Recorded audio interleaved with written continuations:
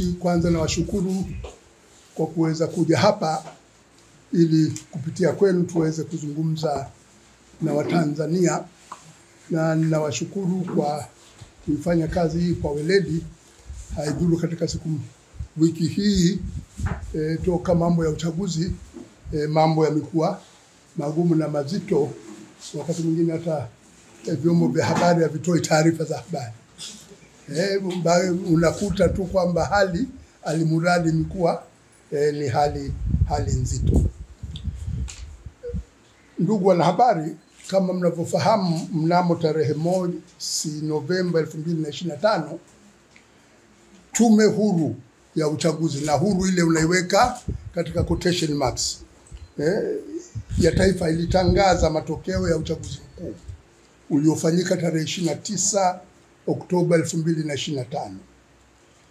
Tume hiyo imemtangaza Dr. Samia Suluhu Hassan kuwa mshindi wa kiti cha urais kwa asilimia 97.66 ya kura halali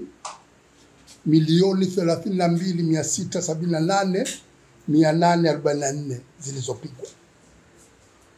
Huu ushindi uliotangazwa ni mkubwa kuliko ule ushindi wa Dr. John Pombe Magufuli mwaka 2020, ambaye alitangaziwa kwamba amepata asilimia 85. Haidhuru watu walioshiriki katika uchaguzi kidogo, ilikuwa kama nadhani asilimia 50 hivi. Na vile vile ushindi uliotangazwa wa Dr. Samia Suluhu Hassan unapikwa hata ushindi wa Mwalimu Nyerere alioshinda wakati wa uchaguzi wa mwaka 1962, wakati tunaingia katika jamhuri, na alimshinda Zuberi Mtemvu wa chama cha African National Congress ANC kwa asilimia 95. Na wakati ule wapiga kura waliokuwa wanapiga kura hawakufika hata milioni 2. Lakini Mama Samia katika wapiga kura milioni 32 amepata asilimia 97.66. Ni jambo la kushangaza kuona ushindi wa kiwango hiki ukitangazwa, lakini serikali ilifunga internet kwa siku 4 mfululizo. Shughuli za habari na mawasiliano zilikuwa zimesimama, na hata mufti wa Tanzania alitoa tamko kuwataka Waislamu wasiende msikitini siku ya Ijumaa, waswalie nyumbani kwa hofu ya usalama. Swali la msingi, kama wananchi wanaipenda CCM na Mama Samia kwa kiwango hichi, ni kwa nini serikali inahofia maandamano na vurugu toka kwa wahuni wachache? CCM inapendwa kweli. Asilimia 97 wamepiga kura. Asilimia 87 ya watu walioandikishwa kwenye daftari la kupiga kura wamejitokeza kumpigia kura. Halafu pana hofu. Hata kuapishwa wameapisha kinyemela bila kuweza kuwakaribisha wapiga kura wanaompenda sana. CUF inasisitiza kuwa matokeo yaliyotangazwa hayawakilishi uhalisia wa kura zilizopigwa. Ni matokeo ya kupikwa, yamevunja misingi ya haki, uwazi na uhalali wa kidemokrasia. Serikali imepoteza kabisa imani kwa wananchi ndani na nje ya nchi. Sasa katika uchaguzi huu, na hili jambo lilipaswa nilieleze baadaye, lakini bidi nieleze mapema, kumetokea vifo wakati wa uchaguzi. Taarifa nyingi kutoka ndani na nje ya nchi zinaonyesha kuwa idadi kubwa ya wananchi wamepoteza maisha katika maandamano na vurugu zilizotokea wakati na baada ya uchaguzi. CUF Chama cha Wananchi kinaitaka serikali kuunda tume huru ya uchunguzi ikiongozwa na jaji anayeaminika ili kuchunguza kwa kina mauaji haya na wahusika wote waweze kuwajibishwa. Ndugu waandishi wa habari, kulikuwa na ushiriki mdogo wa wapiga kura.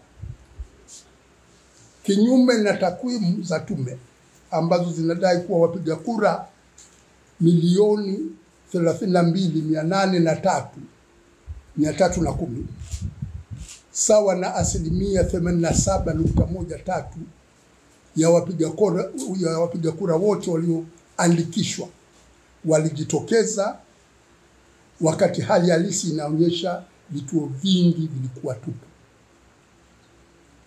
Na katika hili hata taarifa ya watazamaji wa SADC wanaeleza kwamba wamekuta kuna vituo hakuna hata mpiga kura mmoja, na kuna vituo ambavyo askari ni wengi kuliko wapiga kura. Sababu za kuwa na wapiga kura wachache, kwanza kulikuwa na hofu iliyochochewa na matamko ya serikali na baadhi ya viongozi wa dini kuhusu kulinda amani. Kila saa mtu anasema tulinde amani siku ya uchaguzi. Watu wakaanza kushtuka, mbona tunapewa kulinda amani? Kila saa mtu anazungumzia kulinda amani. Huenda kweli amani itavurugika. Lakini palikuwepo vyombo vingi vya dola ambavyo vilikuwa vinapita mitaani, ambavyo vilileta hofu kwa wananchi. Pia kulikuwa na kampeni za mitandaoni zilizohamasisha wananchi kutoshiriki uchaguzi huu. Aidha, kampeni ya urais ambayo kwa kawaida ndio inaleta mvuto sana katika upigaji wa kura ilikuwa ya upande mmoja, zikitangazwa zaidi na vyombo vya habari vya serikali kwa niaba ya mgombea wa CCM. Wagombea wa upinzani wakiwemo wa CUF hawakupewa nafasi katika vyombo hivyo. Hata vyombo ambavyo sio vya serikali navyo kidogo vilikuwa vina wasiwasi kidogo. Vilikuwa vyenyewe vinafanya self censorship, kwamba wakati wowote unaweza leseni yako ikafungiwa. Kwa hiyo ndio maana hata mpaka hivi sasa wakati mwingine, mimi sina television lakini napewa taarifa wakati ambapo watu wamezoea kutazama habari, panakuwa na kipindi kingine wakati wa habari. Katika uchaguzi huu chama cha CUF kimeshughulikiwa vizuri sana, kimeshughulikiwa barabara.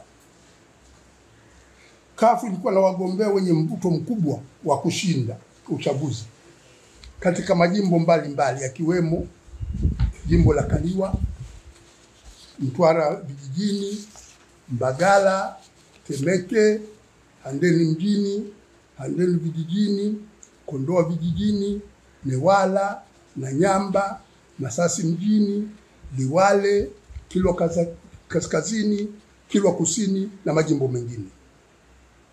Hata hivyo, vyombo vya usalama na tume ya uchaguzi walihakikisha hakuna mgombea wa CUF anayetangazwa kushinda hata jimbo moja.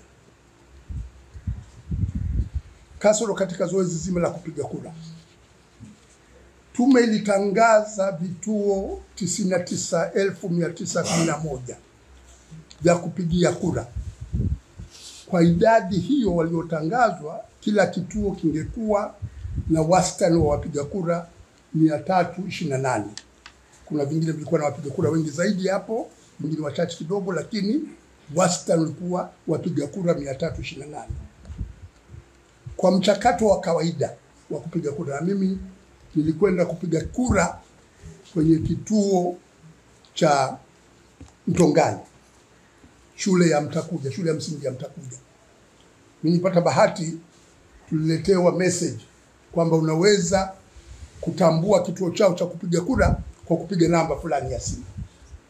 Nikapiga namba ile, nikajulishwa kwamba kituo chako kiko shule ya msingi Mtakuja namba A7. Nilikwenda pale, sikupata maelekezo yote kituo cha A7 kiko wapi. Ilinichukua kama dakika 5 kuweza kutambua kituo kilipo.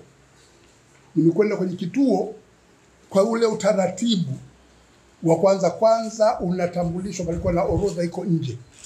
Linatazamwa jina lako. Unaingia kwenye kituo kupiga kura. Unapewa daftari ili utambue picha yako. Halafu unapewa karatasi za kupigia kura. Ukishapewa karatasi za kupigia kura unajulishwa kwamba kapige kura, halafu ujaze katika maboksi haya au katika ndoo hizo. Kwa hiyo kwa kuingia ndani ya kituo mpaka kumaliza zoezi la kupiga kura na kuwekewa wino kwenye kidole inachukua wastani wa dakika 5. Sasa ikiwa kituo kina wapiga kura 328 na kila mpiga kura anachukua wastani wa dakika 5, na mimi nilikuwa mwepesi kuweza kugundua picha yangu na kuweza kugundua sehemu zote za kupigia kura, nilichukua dakika 5. Maana yake ukiwa na wapiga kura 328 kila mmoja akachukua dakika 5, utahitaji masaa 28 kuwamaliza wapiga kura hawa. Kwa hiyo hata kama nusu ya wapiga kura hawa wengetokea kwenye kituo, upigaji kura usingeweza kumalizika siku moja. Lakini bila haya, na tena hawa ni majaji, wanasema 87%. Asilimia 87 ya wapiga kura wamejitokeza kupiga kura, jambo ambalo haliwezekani kwa hali ilivyokuwa kwenye vituo. Na hali pana watazamaji wa kimataifa wamekuja wa SADC, wanaeleza wameenda kwenye vituo hakuna mpiga kura.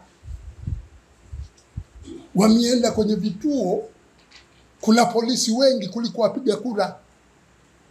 Halafu tume ya majaji bila haya wanasema watu milioni 32 wameshiriki katika kupiga kura. Ndugu zangu, hili ni jambo la aibu, jambo la fedheha.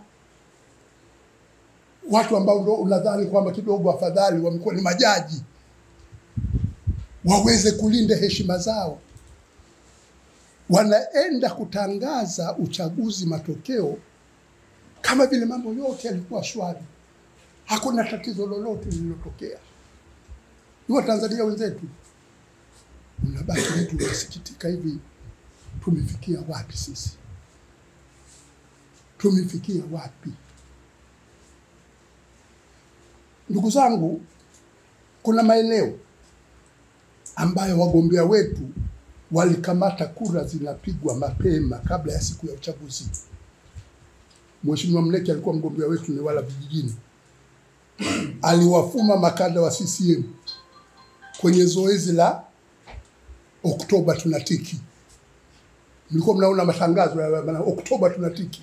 Kumbe ilikuwa unatiki hata kabla ya siku ya kupiga kura. Amewakuta wanapiga kura, polisi wakaja, yeye ndio amekamatwa, kakaa siku 4 jela. Wale waliokuwa wanapiga kura wanaendelea na zoezi la Oktoba tunatiki. Na hili zoezi la Oktoba tunatiki lilikuwa linafanyika hata ndani ya vituo vya kupigia kura.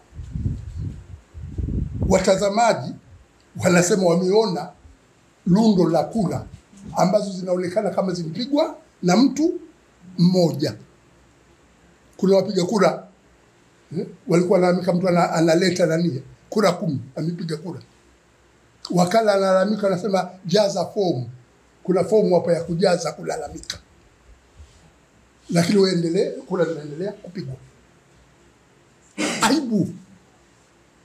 Tena watazamaji wamekuja, hawa watazamaji wa SADC Tanga wamezuiwa kuingia vituoni. Wanaambiwa hawana barua za utambulisho, kwamba wawasiliane na Wizara ya Mambo ya Nje. wakanyang'anywa na passport.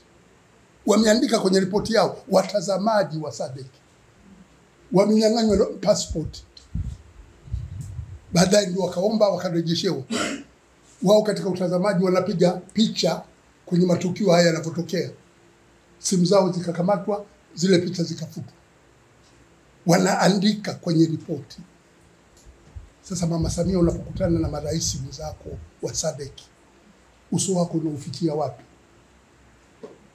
Huna haya? Binadamu gani? Huna haya? Mnaendeshaje uchaguzi? Watu wanakuja kutazama uchaguzi,